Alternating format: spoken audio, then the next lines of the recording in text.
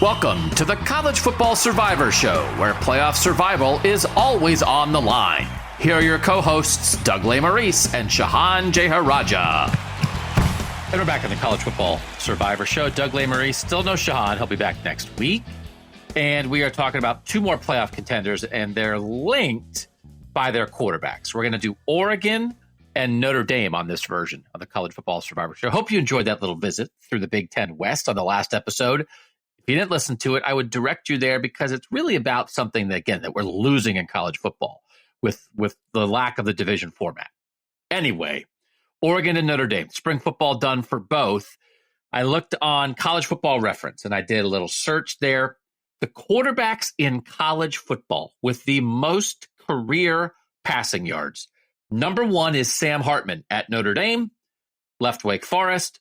Is going to be the starting quarterback at Notre Dame this year. He has 12,967 passing yards in college football. Think about that. That's a lot. He was in the class of 2018 as a recruit. Now he's at Notre Dame. Number two is Dylan Gabriel, who's going to be at Oklahoma. And number three is Bo Nix, who is at Oregon. Bo Nix has 10,844 career passing yards. He's in the class of 2019. All three of those guys transferred, right? If you stick around, it's hard to stick around that long at one school. But all three of those guys are now at major programs, Notre Dame, Oklahoma, Oregon, and they all started somewhere else before they went to these places. These programs are willing to take, not only willing, wanting to take established guys and maybe risk losing big-time quarterback recruits in the process. At Oregon, Bo Nix is back for year two as the starter this year. Dante Moore, big-time recruit at quarterback, was committed to Oregon. Bo Nix comes back. He decides he's going to UCLA. Maybe that's not exactly connected, but if you thought you were on to the future at Oregon, you're not. Ty Thompson, also a big-time quarterback there. He's waited his turn after coming in as a top recruit. He's behind Bo Nix. Notre Dame, Tyler Buchner went to now go be the quarterback in the quarterback mix at Alabama. He was a big-time recruit. He began last year as a starter. He got hurt. As we detail on this podcast, Sam Hartman comes in. Notre Dame loses two quarterbacks into the transfer portal. Both guys who played last year, Tyler Buchner and Drew Pine. Why? Because these big-time programs will take certainty. Will take a sure thing. Will take a guy who established something somewhere else, and they think there's even more upside at the new school. So Sam Hartman and Bo Nix, what Notre Dame and Oregon are trying to do this season with these guys is very similar. Will it work? Can it get them in the playoff? Has a chance. Definitely has a chance. And to cover that, we talked to James Crepea of OregonLive.com about the Oregon Ducks, who just had their spring game this past Saturday. So that's why we waited to do Oregon. They just wrapped this up. Bo Nix played the whole game. Ty Thompson, the backup quarterback, also played. They let their guys play. And then we talk with Eric Hansen of InsideNDSports.com about how Sam Hartman looked, the decision that led Tyler Buchner to leave, what it might look like for Marcus Freeman in year two at Notre Dame. The other two thing about these schools, right? They both are led by defensive head coaches now in year two. Dan Lanning at Oregon, Marcus Freeman at Notre Dame. And these are guys who, hey, we're a defensive guy. I don't want to wait and develop a quarterback. Let's go. Let's go with this right now. So I think these are two programs that absolutely have opportunities to be in the playoff mix this year. And they both play USC. That's interesting, right? USC, not going to be easy. Pac-12 schedule plus Notre Dame. We know how good we think the Pac-12 is going to be. We've done Oregon State on our spring wrap. We've done Washington on our spring wrap. We've done USC on our spring wrap. We're now doing Oregon. I think we might try to get to Utah on a future pod. But for now, we always appreciate you guys joining us on the College Football Survivor Show. We'll start it with James Crepea talking Oregon, wrapping up spring football with the Ducks. The College Football Survivor Show, where playoff survival is always on the line. Joined now by James Crepea of the Oregonian, OregonLive.com, Oregon beat writer, one of the finest college football writers in all the land. James, thanks for giving us some time here on the College Football Survivor Show. Well, thanks for having me, Doug. Good to catch up with you as always. So, Oregon, fascinating team, right? Let's start with Bo Nix, who, if we were doing, I don't know, the 10 most fascinating people in college football, I think you could put Bo Nix on that list with what he accomplished in his career at Auburn for 3 years, then came to Oregon last year, and now is going to play a 5th full year of college football, staying with the Oregon Ducks. James, last year you saw his production. His completion percentage went up by 10 points from what he did at Auburn. He threw 29 touchdown passes, which was almost double his best season at Auburn. His yards per attempt went way up. How much more is out there for Bo Nix, what he could be this year? And what did you see from him in the spring? Because you got a full, healthy look at him in the spring game, right? 19 of 40 in the spring game. What's next for Bo Nix? I think, because as you allude to, Doug, part of it is like, I don't even know if it's unprecedented because of the last couple of years of COVID. I'm sure there probably were a couple of fifth-year starters in terms of served as 5-year starters in college football, which, like, historically, obviously never would have been the case. Yeah. But the last couple of years was a possibility, and Bo certainly falls in that category now. So beyond statistical accolades and things that'll move up by way of his career marks relative to anybody, his career marks at Oregon, his career, whatever the case may be, beyond those things that I'm sure we'll get to chronicle along the way. I think, we probably in the college football side of things, and we just come off the draft, so this is like a perfect example. We look at players sometimes and say, like, oh, well, what do they have to prove? What do they have to accomplish? What do they have to get better at? And then they go to the draft, and I'm not talking about Bo specifically, I'm talking about anybody. Then all of a sudden it's like, well, they were a 5th or 6th or 7th round pick or an undrafted free agent. Why was that? Well, was that because they weren't strong enough, fast enough? What was the issue? Injuries? Or what were the things? And then you look at league scouting reports or things, and you go, yeah, a lot of the things that they point out actually were true. There were flaws. Mm-hmm. Come to think of it, there isn't such thing as the perfect player. So I say all that to say, so in Bo Nix's case, what does that mean? Everybody wants to improve accuracy. Everybody wants to improve decision making. And this league had really dynamic offenses last year. They're probably going to have them again. The defense is probably overhauling a bit. So I'd say that accuracy and decision making, which were already good, can always be better. And the times that it needs to be there against the best defenses, where the windows are tightest. Which again, I'm not saying that those were areas that were bad for him. He had a great year, but when yes, Georgia was a megalith, and it's the opener, and it's the first game of the season, and all those things. Sure, but if they're going to be a team that's going to compete for and play for and win a Pac-12 championship, and compete for and contend for and hope to reach the college football playoff, you need to be that much better. You need to be that much better when you're on against better defenses, including when they play SC this season, including when they play Washington this season, including when they play at Utah in November this season. Those are some of those games. And I'm not looking past Texas Tech in week 2 and a trip to Lubbock, where, yes, they lose an incredible pass rusher that they just had, but there's going to be challenges. So in some of those settings, some of the settings that he has this year is doing it on the road. I mean, yes, he won some road games last year, but they have SC at home. Well, they got to go to Utah. They got to go to Washington. They got to go to Texas Tech. Those are things that weren't the case last year. Yes, they get to host Oregon State. Yes, they get to host USC. But some of their bigger tests are going to come on the road. I think that's part of it for Bo and this team as a whole. You look at the skill guys around him, 2 leading rushers back, Troy Franklin, leading receiver back, add Trayshawn Holden, transfer in the receiver room. From what you've seen in your time covering Oregon, James, good skill, great skill, average skill, the guys who are going to have the ball in their hands once Bo Nix gets rid of it. What did you see this spring? So bearing in mind that this will be the 5th season for me coming up, or the 6th season, coming up this fall. So I don't have like a perspective of 30 years of history or something by way of that I've seen with my own 2 eyes, in person. But in this sample size, Oregon has had talented backs before, talented running back rooms before. But this is probably the most talented collection of backs because Bucky Irving is back and is most productive returning back in the league. And Noah Whittington was a really productive back for them as a number 2. And frankly, I never say there's such things as co-starters. There may be circumstance that allows somebody else to start. Bucky Irving's a starter. But Noah Whittington is a really, really good number 2 back. And Jordan James, who is a true freshman, has a carved out role, which is probably just only going to expand. And you add 2 really talented freshmen, and Jane Lamar and Dante Dowdell, who they're probably going to play like significant number of reps and snaps. So this is a running back core. Like how many teams out there can really say that they're confidently 3 deep and practically 4 or 5 deep and truly say that, not just say like, yeah, we're always that deep. No, like really mean it. And Oregon, again, has had talented backs the last couple of years. But this is probably the deepest by way of true depth of talent of blue chippers, former 4 and 5 star kind of guys. At receiver, again, a room that needed to overhaul. It's probably one of the last position groups being overhauled with this staff taking over. So there are upgrades there. Yes, Troy Franklin coming back in, one of the best and explosive receivers in the league. Adding a Trayshawn Holden helps. Adding a Tez Johnson, who we got to see in the spring game, but a really long yards after catch, yards after contact kind of plays. Those guys help in a huge way.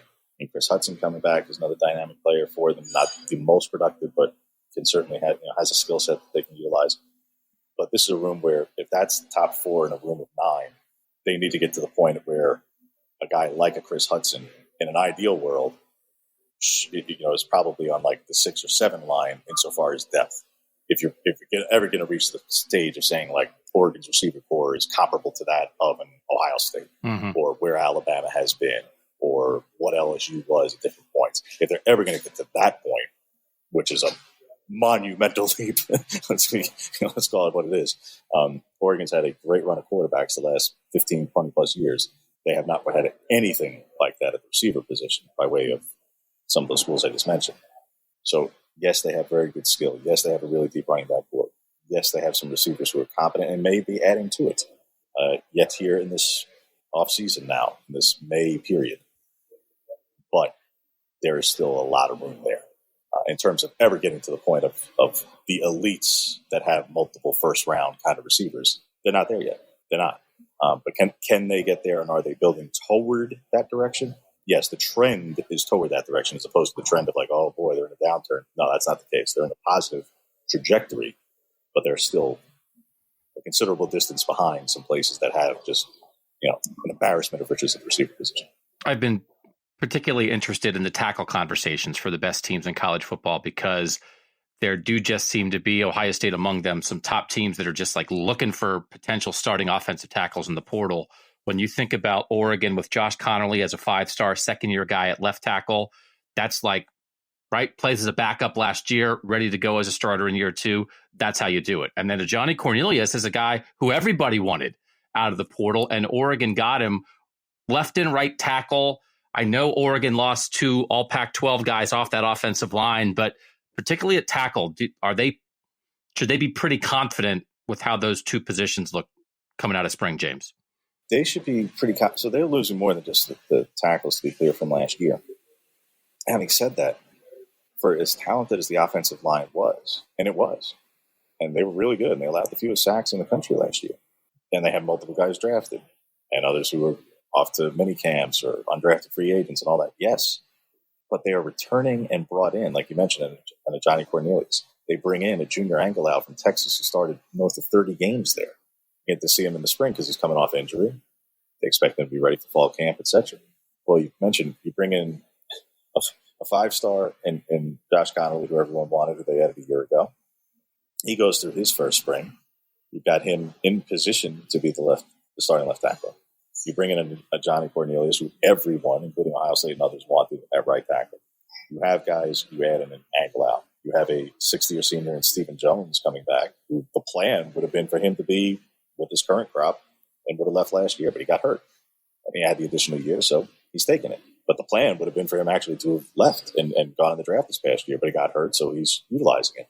And then they're figuring out the center position with a Jackson Powers Johnson, who stepped in and played at center and started a couple of games between center and guard, and a Marcus Harper, who started games at guard last season. They have players with starting experience, some with a lot of starting experience, some with starting experience at the FCS level, and others who just had significant volume of reps. For a team who has to replace 4 or 5 offensive line starters, that's the distant narrative.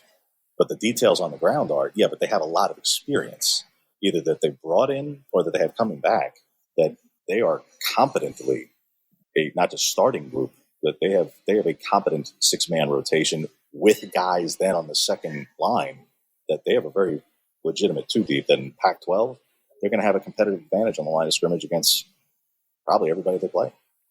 That feels like a pretty good offense right? You're talking about a fifth-year starter quarterback, and then we can even throw in Ty Thompson as a highly recruited backup quarterback that's been around for a while at Oregon. You're talking about a talented offensive line, as deep of a running back room as you just talked about, and not all the way there, but upside and trending the right way at receiver.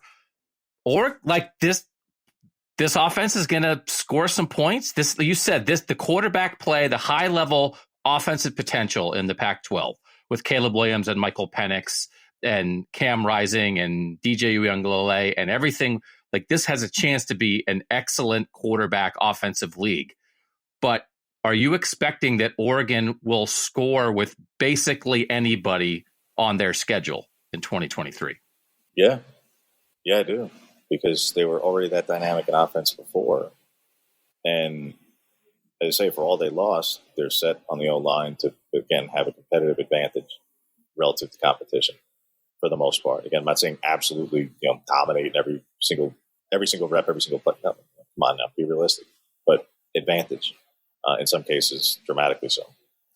And in terms of those skill positions, again, with the depth of running back, with a proven starter quarterback, and with a receiving core that at the top end is talented and may be adding, I don't want to create false expectations either locally or nationally. They're like, Oregon beat writers saying they're going to add all these receivers. No, they may be adding some receivers here this offseason. That's a lot of weapons. Now, having said that, yes, this is a league that has returning quarterbacks who have proven themselves last year, and several of whom have a lot of weapons. So this is going to be a really potent offensive league again. And you mentioned some of those names, some of the others in terms of the freshman side of things. Doug, make me think about UCLA. Yeah, they have to replace Dorian Thompson-Robinson, but they do have a Dante Moore there. And yes, brought in some guys out of the portal. Arizona State's in the rebuild. They land Jaden Rashada. Colorado's in a rebuild. They have Shedeur Sanders. There's the top-end proven guys at quarterback in this league, and there are also the really highly, highly touted freshmen or younger quarterbacks in this league where, how many of these could truly say, like, a Cam Ward would be like the 7th or 8th quarterback in their league by way of talent or provenness or level of how perception nationally. A lot of people would sign up for that, is all I'm saying. So Pac-12 quarterback play probably going to be pretty excellent this fall. Football Outsiders ratings last year, Oregon 6th in offense, 51st in defense. Defensively, they lose Christian Gonzalez at corner, one of the best corners in the country last year, a first-round pick. They lose Noah Sewell at linebacker, who's a 3-year starter, really good player. Dan Lanning's a defensive head coach, but you do have offensive firepower. Like, how good does this Oregon defense need to be for Oregon to have a chance to win the Pac-12 and be in the playoff conversation? And I know, right, coming out of spring, this happens a lot. Sort of the defense feels like it's ahead of the offense, and it felt like that in the spring game, right? That is, the defense did some good things. I don't know. Are there good vibes coming out of spring for the Oregon defense, or are there a lot of question marks for this defense? Yes. That's a good. That's what spring's for, right? Good vibes and big questions. Both. Yeah.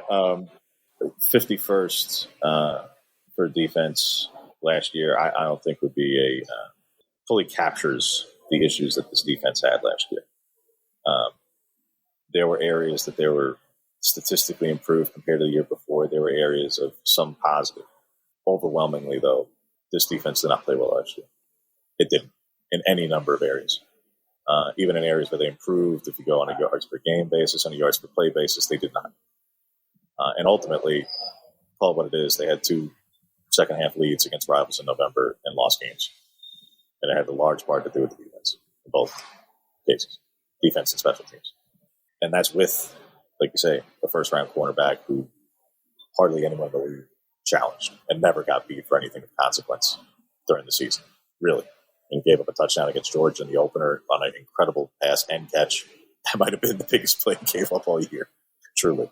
So you have that, and you have 4 guys drafted, 3 in the top 150, and your leading tackler is a top undrafted free agent. The only reason why he goes undrafted is for safety, a low-value position at the next level.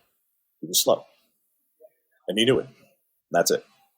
How many other defenses, no matter first-year head coach, first coordinator, personnel overhaul, et cetera, are going to rank in the hundreds or 120s in pass defense, scoring, or whatever the category is that they did in a lot of categories last year. Devoid of pass rush, despite having an edge player drafted. And other guys who probably will be in the front seven this year as well as this past year. How many can really say that? Not many. Not many that can say they had that kind of talent in a league that doesn't have a lot of it necessarily, or doesn't have incredible offensive lines who you were playing. Yours may have been really good, but how about everybody else's? And have the issues. So having said that, there's only, in a lot of areas, there's only one direction to go. Now, at the cornerback position with Christian Gonzalez, there's also only one direction to go. No matter how good somebody else may be, he was at an elite level. So they have areas to improve. Are there positive vibes of spring? Yes. You saw that with some of the freshmen in the spring game, with Cole Martin making several big plays. You saw that with Mateo Uyunglele making some plays. Those are some of the freshmen who stood out quickly in the spring game. I'm not saying there weren't others in the course of spring, but we don't get to see very much else in the course of spring. So those two stood out to people, for the masses. That said, are there still question marks, though? Yes, there are. Because they added Jordan Burch from South Carolina on the edge, and they have some guys returning in the front seven, and their D-line is deeper than it was a year ago. Yes, all true. But for the past 2 years, you've had Kayvon Thibodeau, and you had the lowest sacks in 20 years since the NCAA was tracking sacks per game. And then you lost him, and you went down from a historic low with a third-round pick on the edge. Generating pass rush and getting to the passer from multiple guys is still a question. Overall pass defense, which would both, the front helps the back and vice versa. Yes. So there's positive vibes at some of those positions where they need it. But there are still questions because they got to prove it. Because the areas that were so glaring weaknesses, they have to prove it. It can't just be about offseason conversation and conjecture. They got to show it, and they got to show it against some really good teams. And I mentioned that Texas Tech game in week 2. That's a team with a returning quarterback who started his career at Oregon and who's going to have some weapons, and it's a road game. So they're going to be tested early in a lot of this. So the positive vibes thing is going to be put to test very quickly for this defense. And do they have the talent to feel like they can be up for it? Absolutely. And the coaching, sure. But they got to do it. We'll let you go with this one, James. Oregon, again, is just such an interesting program. You threw out the COVID year, because especially for the Pac-12, that was such a weird year. Then the last 3 years, double-digit wins. 10-3 last year, 10-4 in 2021, 12-2 in 2019. Make the transition from Mario Cristobal to Dan Lanning. The Pac-12 itself is in flux. A lot of times when there's conversations around schools like Oregon and Washington and things like that, it's like, hey, what conference are they going to be in 5 years from now, and that kind of thing. But the football, there's a lot of potential here. We've seen how good Oregon can be, and Oregon is very, very good. Where do you think Oregon is in the college football hierarchy right now? And where should it be? And if we say, okay, Georgia, Bama, maybe they're in a top tier by themselves, right? I don't know, maybe Ohio State's in there, Clemson at their peak is in there. But that second tier of college football, where you're not Georgia, you're not Bama, is that where Oregon should be? Is that where Oregon is in your mind? That hey, we are a real playoff contender. We're not stacking national titles, but we have high hopes every year. And at some point you have to break through. Maybe in the last, 10 years, Oregon hasn't quite broken through that way. We know what the Pac-12 playoff history has been, but they're darn good, James. But I don't know. Is there even another level for the Ducks? Give an hour thesis statement about where Oregon is, but do it in 3 minutes. I was going to say, don't ever tell me to fill an hour, because it's possible. I think to your point, especially with the expanded playoff, this is going to be the conversation that a lot of us have, and now the sport. This is going to be how we shape and frame the sport and redefine what success is and what the standard is for given places going forward with a 12 team, because it's called what it is, a down year now, and certainly with a 12-team playoff for a Nick Saban coach team, Kirby Smart coach team, or Ohio State, regardless of who the coach is at any given time, is if they're not in the top 4. A down year for one of those is when they have to host as a 5 through 8 seed. Yeah, and the sky is falling if they have to go on the road. in any of those settings. That's cataclysm, disaster in those places. So Oregon's not to that tier, to your point. Can they get there? Do they aspire to get there? They certainly aspire to get there. Can they stay there? If they get there, can they stay there consistently? That's always everybody's trying. Yeah. But to your point, only a few can do it. But in a 12-team playoff, should they be a team and a program that can and should hang with anybody and everybody for playoff eligibility and positioning every year? Yeah, they should in this world, in this era, and every which thing about it with recruiting and who they have as staff and NIL and collectives and all that stuff. Yes. And I think that's going to be, once we do get to the 12-team playoff, what will be their aspiration is to be in contention for the playoff every year. Yes. And then we're going to be defining success as did they or didn't they make it? And not, obviously what unbelievable success that they did, but no, truly judging that the season was a failure because they didn't.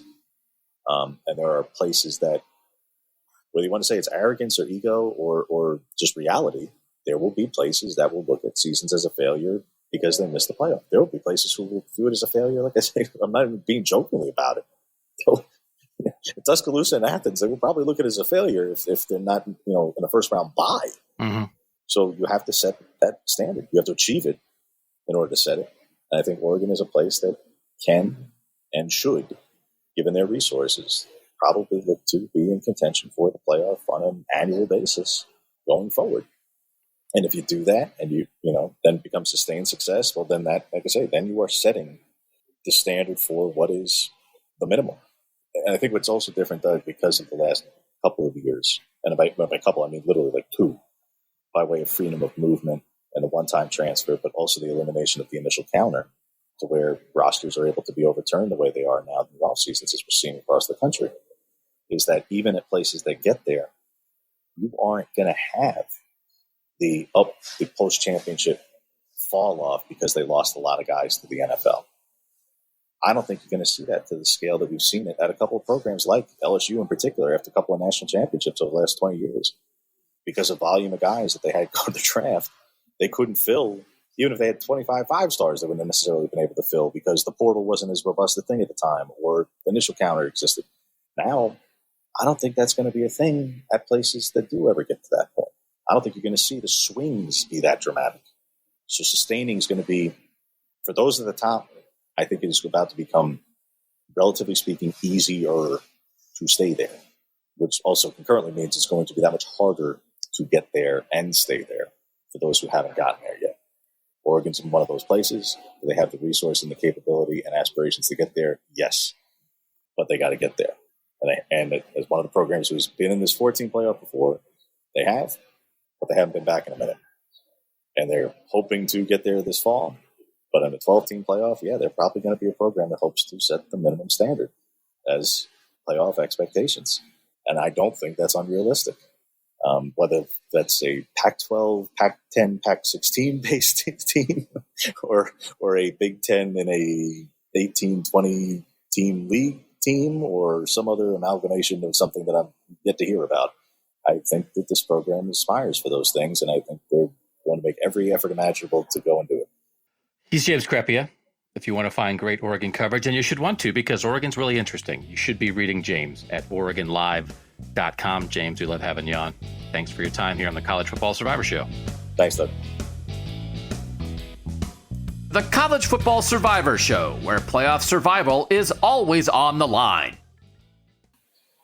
Joined now by Eric Hansen from the Rivals Network, Inside ND Sports. Right, Eric? People can find your coverage of the Fighting Irish there. And you've been covering the Fighting Irish since I don't know, Newt, right? Since Bob Davie took over for Lou Holtz.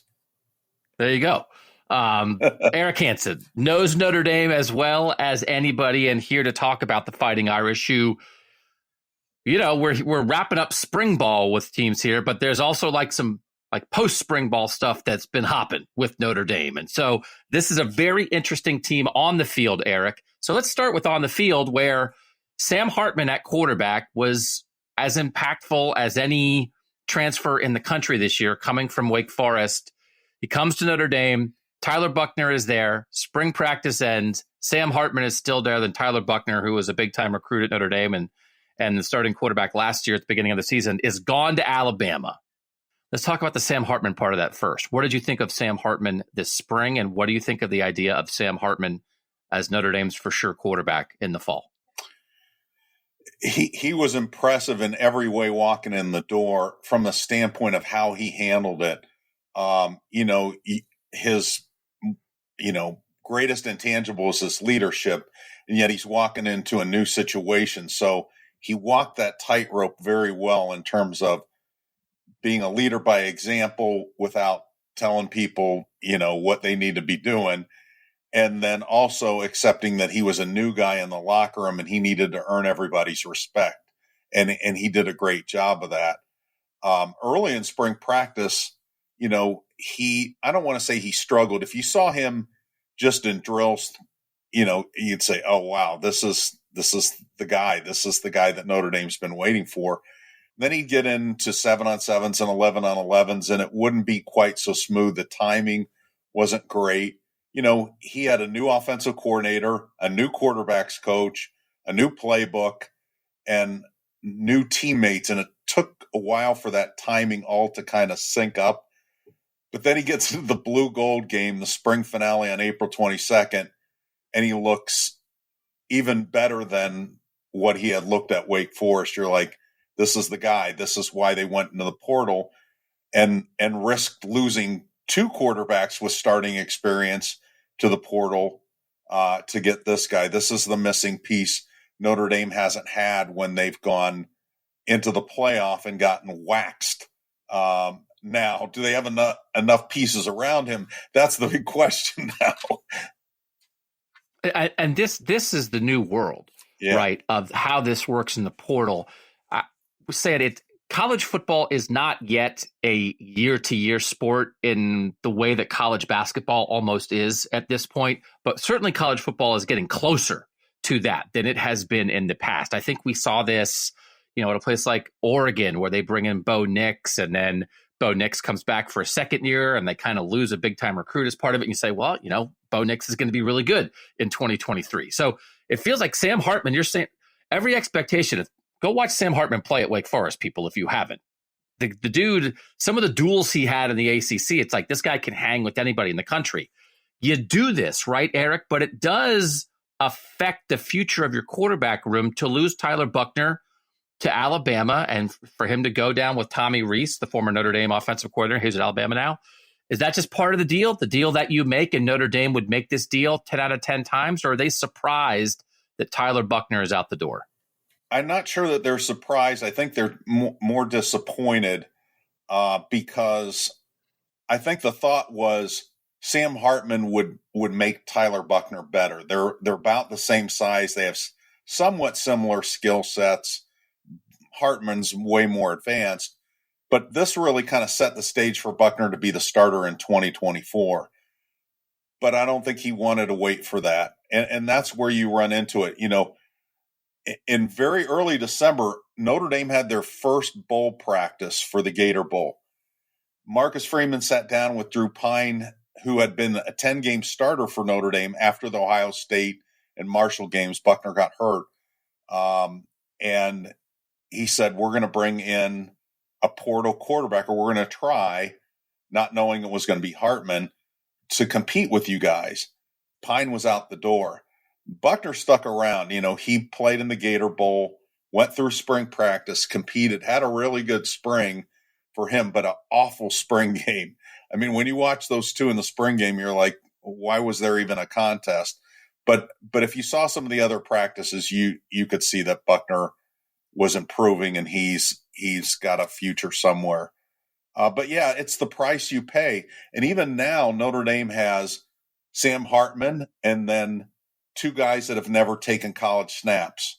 So do you go to the portal again and get a grad transfer with maybe 2 years of experience and risk losing one of those young guys after the season? They can't jump in the portal now, but at the end of the 23 season, they could say, see ya, So there's always that, especially at the quarterback position, there's that risk factor. I think at some of the other positions, not as much, but certainly at the quarterback. And I think the price was worth it to get Hartman. I really do.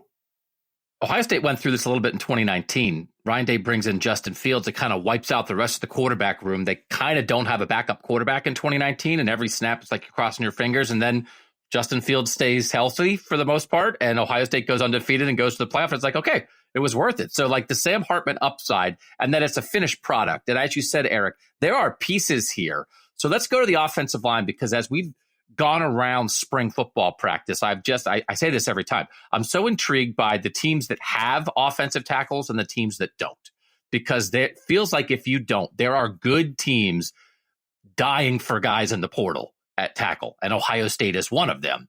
Meanwhile, at Notre Dame, Joe Alt on the left side, right, might be the best tackle in college football, and Blake Fisher on the right side is a big-time dude who's coming back as a returning starter. Is it 3 out of 5 returning starters on that offensive line overall, but especially the tackles? How good do you think this offensive line should be for Notre Dame this year, and how did they look this spring? Right. Well, they're going to, you know how offensive lines go, you're as good as your weakest link. So the offensive guards, which is where Ohio State attacked Notre Dame, if you remember in last year's game, that's where Notre Dame was vulnerable early in the season. That's also going to be the key here. But you start with an All-American tackle and then one who has that potential. And, you know, they could both be first-round draft picks. Alt could be a first-round draft pick next year. If you've looked at the mocks, he's in just about everybody's top 10 as a junior. Notre Dame's never had a junior offensive lineman go into the draft. They've always been fourth-year guys, maybe with a fifth year that they don't take. But so Alt is really unique from that standpoint. I think Zeke Correll's a much better center than what he showed against Ohio State, and they've got talent at those guard positions. It's, you know, how will the chemistry be? They haven't really named the starters at those positions. I think the left guard, Billy Schrauth, is going to be a first-round draft choice someday. That's how highly they think of him. He is basically a redshirt freshman. And then the other guard spot, they have some really talented. They have an experienced kid in Andrew Kostovic, who's going to be a fifth-year kid who's had some starting experience. They got a guy, Rocco Spindler, doesn't he sound like he should be a starter, from Michigan, who was a top 50 kind of player who hasn't been able to crack the starting lineup. So they've got talent. They have a new offensive line coach. You know, Harry Hiestand was kind of the standard. He only came back for a year. But Joe Rudolph has been, I'm sure we're familiar with him when he was at Wisconsin, and all the guys that they turn out that are Wisconsin kids. And then he was at Virginia Tech for a year, and now he's at Notre Dame. But he's, you know, I thought they looked really good at the end of spring practice once they kind of got their rhythm with those guards. I think they're going to be pretty good. And the fact that they're going to get Ohio State a little bit deeper into the season when they've been able to kind of work through some bugs against teams that aren't so good, I think that's going to help them when they play the Buckeyes.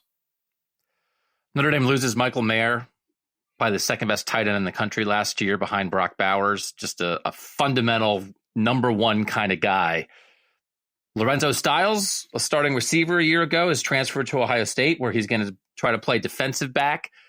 I know, you know, it feels like Notre Dame in recruiting under Marcus Freeman is elevating the receiver position with the guys they're bringing in.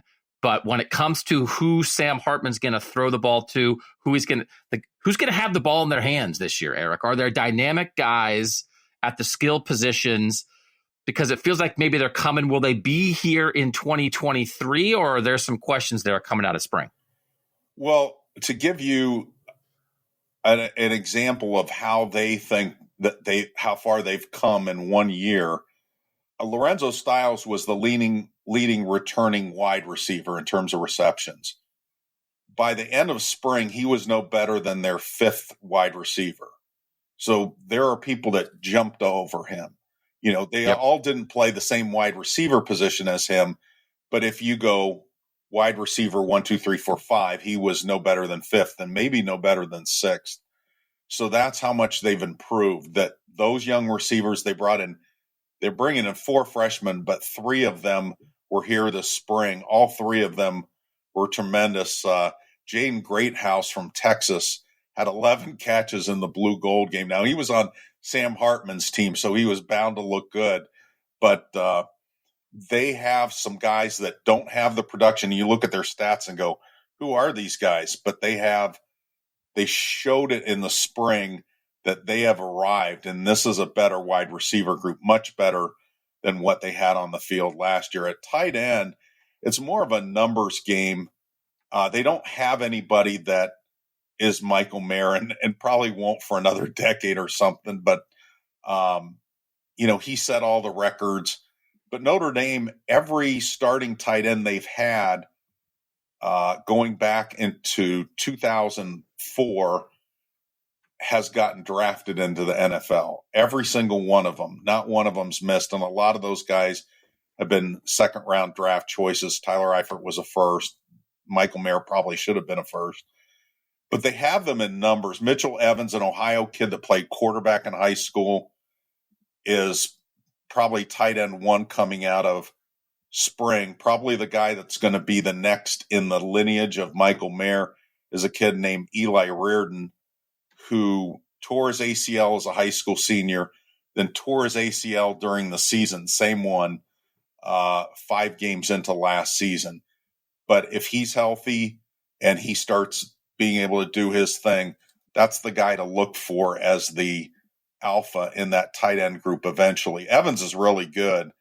And then they have like 5 of them. So they have multiple tight end formations, and against teams that are not quite Ohio State's caliber, where they can bully them with their size, they like to use those multiple tight end sets. So, Eric, when you talk about having a guy like Sam Hartman who can maybe elevate this entire offense, I think by the Football Outsiders metric, offensively last year, Notre Dame was 41st. The 2 years before that, they were more like a top 15, top 20 offense. This is it. It's so interesting to hear you describe it, right? Tackle's awesome. No quarterback, maybe a guy like you never had before or haven't had in recent years at Notre Dame. Receiver, young, but a bunch of potential. But then you also just lost the offensive coordinator. There's some peaks, there's some questions as you fit all this together, Eric. Will this be a better offense? Will it be better than Notre Dame's had in a while? Is there a higher ceiling when you add Sam Hartman and maybe some of these young explosive guys? Or how much did you feel like they're feeling the loss of Tommy Rees and just the transition of that right now? And how did that feel this spring? And what do you think it'll be like by the time we get to September?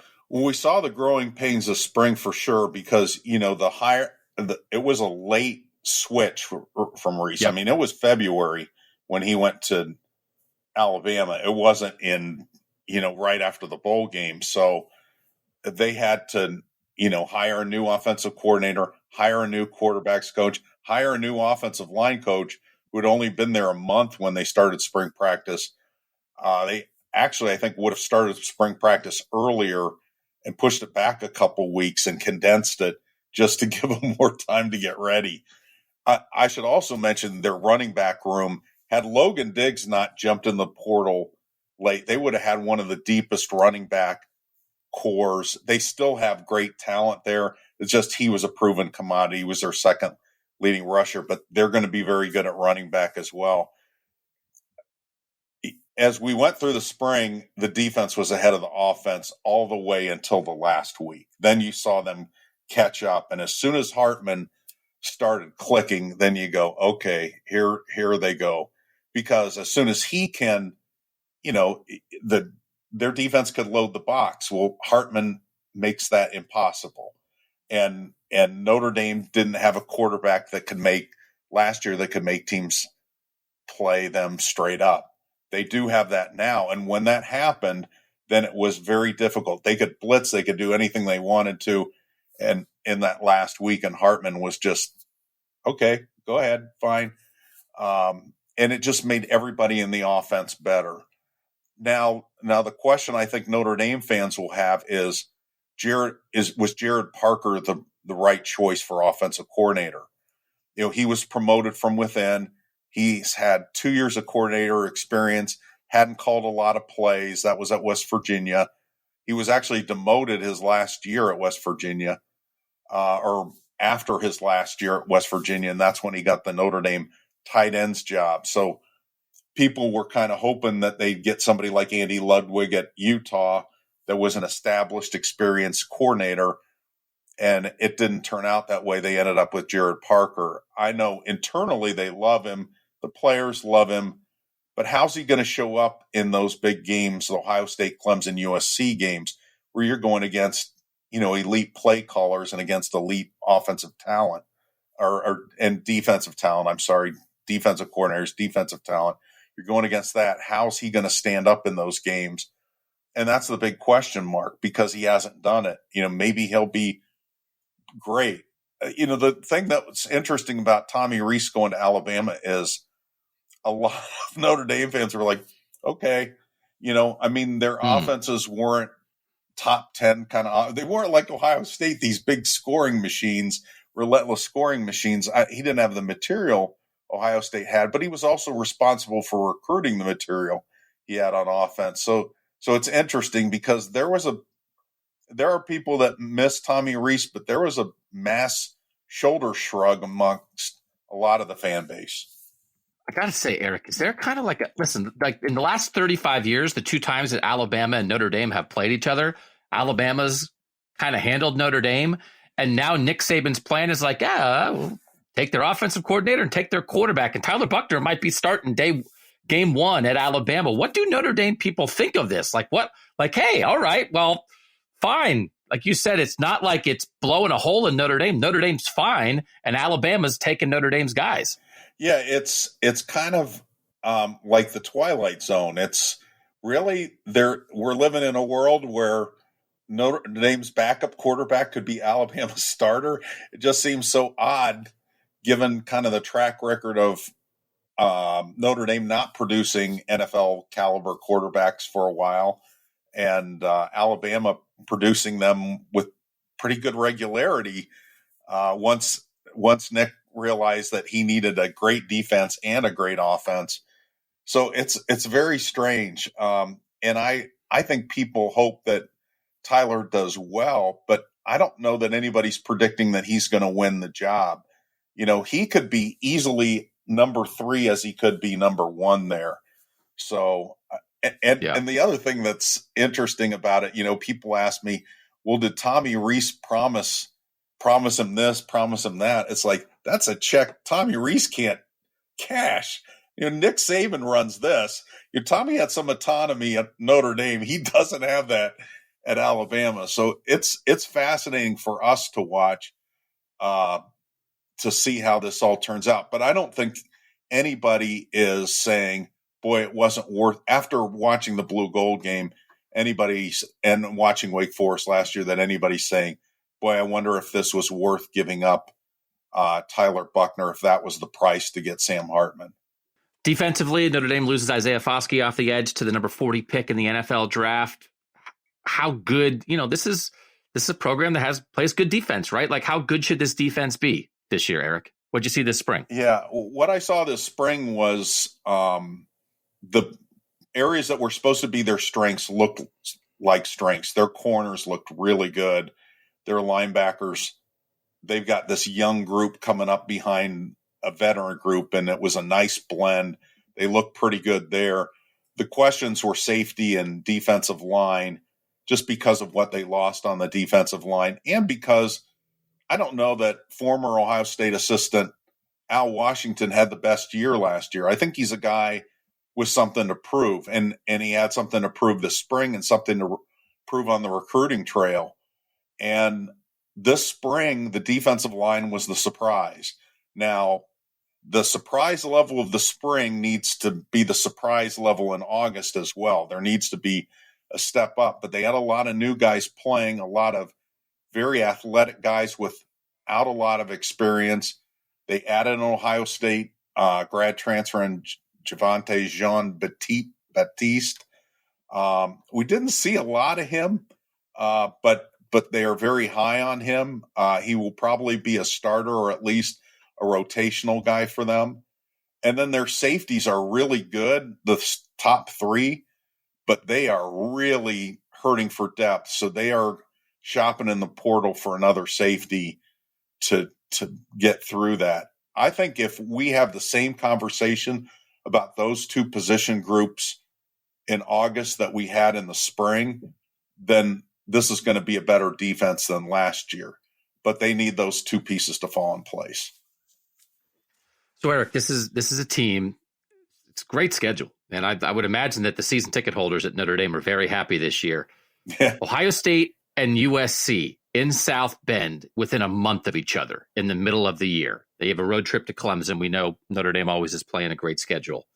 It's one of these things, Eric, where, last year's in the offseason, it's like Marcus Freeman. Everybody's, Marcus Freeman. We can't. Everyone's so excited. And then they lose to Ohio State, and then the quarterback's hurt, and they lose to Marshall, and then they lose to Stanford, and they're 3-3. And then Notre Dame wins 6 of the final 7. They'll only lost to USC, wins the bowl. And now it's like, I don't know. Now we're on like, well, Luke Fickell's new and Matt Rule's new. And here Lincoln Riley's going to go crazy in year 2. Like, but they're built. Something's happening here, right? What does it feel like? This is where it really starts. It's year 2, a good first year. No, you can't dispute that it was a good first year for Marcus Freeman. And you see a Sam Hartman, you see young receiver talent.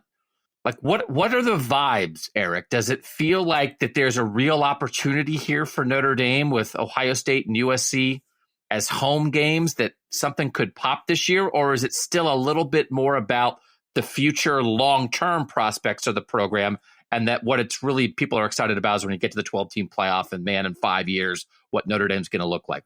Where is the program in year 2 under Marcus? Well, I think people are hoping that this is a special year, and there were enough new pieces where I think we are all kind of wondering, are all those going to fall in place?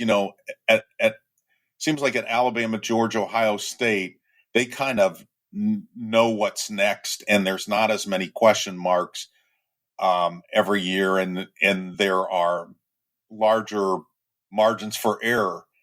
With Notre Dame, everything has to kind of click for those playoff seasons to happen. Getting Sam Hartman was a big click in that. And Marcus Freeman's recruiting is also a big click in that. He's able to get kids on campus that Brian Kelly wasn't able to, or didn't have, maybe think Notre Dame could get involved with those kids. And it's even more important now because of NIL and the portal. I think where people are concerned about the long term is Notre Dame has a much smaller pool of portal candidates than just about everybody else. They used to say that about high school recruiting, but they can recruit grad transfers easy. They can usually get in kids that just finished their freshman year. If it's a kid that just finished a sophomore and junior year, it's almost impossible. And the other sports are finding this out too. Every once in a while, maybe a Northwestern kid can slip through and be the exception, but you're losing a huge part of the transfer portal by not being able to recruit those kids. And so if Notre Dame has a big year of attrition, can they get it all back through the portal with just freshmen and just grad transfers? And I think that's what the concern is. So there's also the concern is that can Notre Dame compete and get 5-star recruits if they are not more aggressive in the transfer portal, in NIL, or even have, walk the line of, is this legal or is this not legal? There's a lot of fans that get on our message board that think that Notre Dame should do these acquisition fees that some of the other schools do. And Notre Dame has a good NIL program, but you need to commit, you need to get there, and then they get you situated. And so that's where maybe the long-term but they feel like they're still better off than Brian Kelly. It's ironic because Brian Kelly's recruiting well at LSU. He's doing things that he didn't do at Notre Dame. And I think he learned some lessons when he left Notre Dame and also learned, he needed to be more aggressive, and he feels he can be at LSU. But Marcus feels like he can do that at Notre Dame. He's got a great recruiting pitch. He says, choose hard. Notre Dame is going to be harder. The classes are going to be harder. They used to try to whitewash that in recruiting. He wants kids to embrace that this is going to make you a better person down the road. So embrace the difficulty of it. So I think people are excited about long-term and short-term, but they're also worried about how these new things in college football will play. They feel like if they had gotten this version of Marcus Freeman maybe 5 years ago when the rules were different, Notre Dame would be killing it. But they lost some big 5-star guys in December last year. And at least with one of them, the implication was it was NIL related. And I don't know how much that's happening with Ohio State, if they feel like that's also eroding their recruiting power, or they feel like they're competitive in that space. No, they definitely felt it last December. Yeah. Ohio State felt that last December, and I think they've adjusted and gotten more aggressive since then. And I think this next signing period, they'll be able to stack up a little bit better. But everybody's still kind of finding their way, Eric, and it's an administrative decision, right? It has to come top down a little bit, but I also think sometimes the people in the football building have to push, because sometimes the administration is maybe reluctant for good reasons, but it's like, hey, like if you want us to hang, we have to be able to hang here. So I don't think everyone's sorted it out yet, but you gotta at least give yourself the opportunity to compete. Okay, he's Eric Hansen. You'll find great coverage of Notre Dame football and other athletics at InsideNDSports.com. Fascinating year for the Fighting Irish. Again, it is a situation where it's all right there, right? The opportunity is there when you have Ohio State coming in to South Bend on September 23rd, USC to South Bend on October 14th, at Clemson on November 4th, and then, November 18th, Wake Forest. What? Oh, it's going to be a this is your life situation for Sam Hartman for that game. My God, that guy's going to be in tears before the game. Wake Forest coming to Notre Dame. Yeah, that's going to be really, really interesting. And it's funny because the portal allows these matchups to happen. Remember when coaches would say, well, you can't go to a team that's a future opponent and stuff before the portal, and they would block people. Now you get these matchups. I mean, Lorenzo Styles is going to be playing against Notre Dame this year, presumably. So, that's going to be very, very interesting to see what happens with Wake Forest. And Dave Clawson's a great coach. There's a lot of games to look forward to, and some trap games. I think NC State on the road early is a trap game for them that they better watch out for. And Clemson, I'm excited about that. The last time I was at Clemson, it was like a hurricane. It was like record rainfall down there. That was 2015, the last time I had made that trip. But I'll tell you, when you were talking about the excitement about Marcus Freeman, the turning point really was the Clemson game. When they stomped Clemson in their stadium, and it wasn't close. Usually if you have field storming games, it's a close game that is dramatic at the end. I mean, that bowl emptied out onto the field, and it was incredible. I had been there during the pandemic in 2021 season when they beat Clemson in a double overtime game, and Clemson was number one, and there were 11,000 people in the stadium, and they all stormed the field.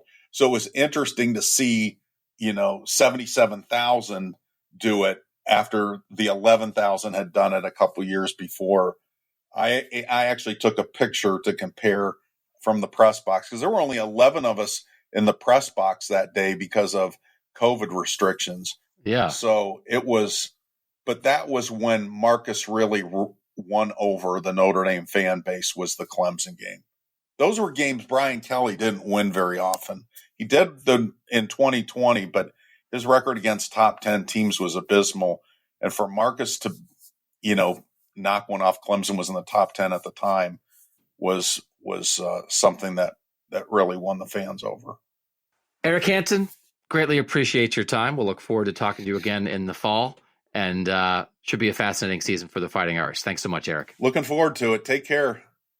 And that'll do it for this edition of the College Football Survivor Show. Always appreciate you guys making us part of your college football fandom. Shahan will be back next week. We're kind of done with spring football, so I know I want us to kind of rank where we think teams are. And I think that's different maybe than what your top 25 ranking would be in the fall. It's sort of like who really caught your eye coming out of spring. Maybe we'll make Shahan do a ranking like that. And there is a program out there that we have not covered in detail on our spring football wrap that I think we have to get to, and that's Michigan. And we'll plan to do that at some point sooner than later. For now, for James Crepea, for Eric Hansen, thanks again for their time. I'm Doug Lesmerises, and that was the College Football Survivor Show. The College Football Survivor Show, where playoff survival is always on the line.